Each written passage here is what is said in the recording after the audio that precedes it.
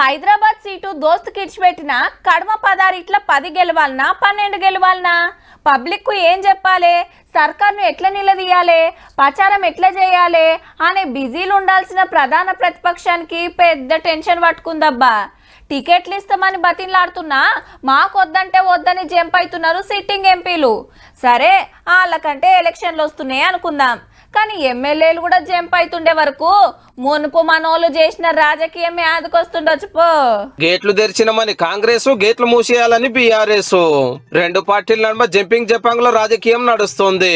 మా MLA Danam Nagender sir Congress కండువా కప్పుకున్నాడు. ఇక పదవిలోకి తీసేయాలని స్పీకర్ సార్ ను కలిసిరు నలుగురు గులాబీ ఎమ్మెల్యేలు. ఖచ్చితంగా 3 months లోపలనే దానం నాగేందర్ గారు డిస్క్వాలిఫై కాబోతా ఉన్నారని చెప్పి, బిడ్డ నువ్వు గేట్లు తెరిచినావు, మేము ఇంకా గేట్లు తెరవలే. ఇక మేము గేట్లు తెరిచిన రోజు మీరు మొత్తం భూస్థాపితం అవుతారు. ఇప్పుడు తెరుచుడేంది సారు, 10 ఏళ్ల సంది కుల్లనే ఉన్నాయి గులాబీ భవన్ గేట్లు. 45 మంది ఎమ్మెల్యేలను, 2 ఎంపీలు, లెక్కలేనంత మంది ఎమ్మెల్సీలను గుంజి టీడీపీని భూస్థాపితం చేసిరి, కాంగ్రెస్ ను కథం చేయబోతిరి. అప్పుడు అట్లొచ్చిన దానం గారు ఇప్పుడు ఇట్లా పోయిండే కౌశికాక. చేవెళ్ల ఎంపీ రంజిత్ రెడ్డి సార్ కూడా కండువా మార్చినందుకు ఎమ్మెల్యే సబితమ్మ కొడుకు కార్తిక్ రెడ్డి సార్ గిట్లా అన్నాడు. ఈ రోజు కష్టాల్లో ఉన్నప్పుడు మీ స్వార్థానికి ఎలా మీరు అవతల పార్టీలకు పోతున్నారని నేను అడుగుతున్నాను. కాంగ్రెస్ కష్టాలున్నప్పుడు సబితమ్మ కార్యకి గెలిపించిన పార్టీ రుణం తీర్చుకున్నది యాది మార్చినట్టున్నాడు అన్న. రంజిత్ రెడ్డి గారు 100 కోట్లకు చేవెళ్ల పార్లమెంట్ ని కొనుగోలు చేసిండ్రు. మనం పార్టీ మారినప్పుడు కూడా గిట్లనే బేరాలు నడిచినాయి అనే. ఇంకో లీడర్ వినోద్ కుమార్ సార్ ఏమంటున్నాడంటే, ఎట్లా పోతారండి వీళ్ళు టిఆర్ఎస్ గెలిచినోళ్ళు?